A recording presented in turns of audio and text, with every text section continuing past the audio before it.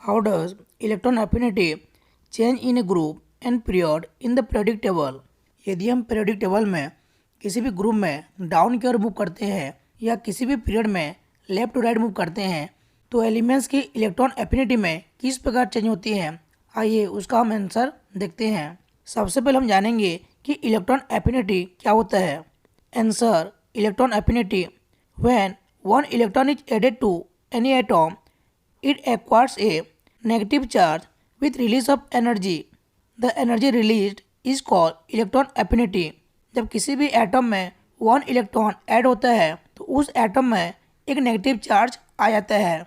Means atom जो है वह नेगेटिव चार्ज में कन्वर्ट हो जाता है और उसके साथ साथ एनर्जी भी रिलीज होती है। उस एनर्जी को हम क्या बोलेंगे, इलेक्ट्रॉन एफिनिटी बोलेंगे।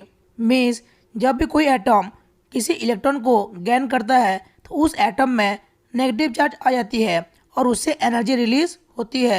उसी एनर्जी को हम क्या बोलेंगे, इलेक्ट्रॉन एफिनिटी बोलेंगे। अब हम देखते हैं कि यदि हम किसी भी पीरियड में लेफ्ट टू राइट मूव करते हैं तो एलिमेंट्स के इलेक्ट्रॉन एफिनिटी में किस प्रकार चेंज होती है। When we move from left to right in a period the value of electron affinity increases. यदि हम पीरियोडिक टेबल में किसी भी पीरियड में लेफ्ट टू राइट मूव करते हैं तो एलिमेंट्स का इलेक्ट्रॉन एफिनिटी का वैल्यू इंक्रीज होता है, बढ़ता है। जैसे कि इस टेबल में सेकेंड पीरियड में आने वाले एलिमेंट्स दिया गया है। इसमें आपका है lithium, beryllium, boron, carbon, nitrogen, oxygen, fluorine. ये सभी एलिमेंट्स सेकेंड पीरियड में आते हैं। यदि हम किसी भी पीरियड में लेफ्ट टू राइट मूव करते हैं तो पीरियोडिक टेबल के राइट साइड में हमको नॉन मेटल मिलते हैं।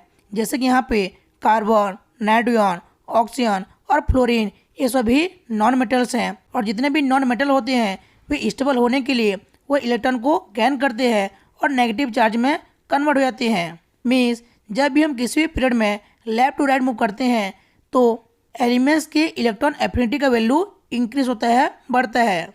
अब हम देखते हैं कि किसी भी ग्रुप में जब हम डाउन की ओर मूव करते हैं तो एलिमेंट्स के इलेक्ट्रॉन एफिनिटी के वैल्यू में किस प्रकार चेंज होती है।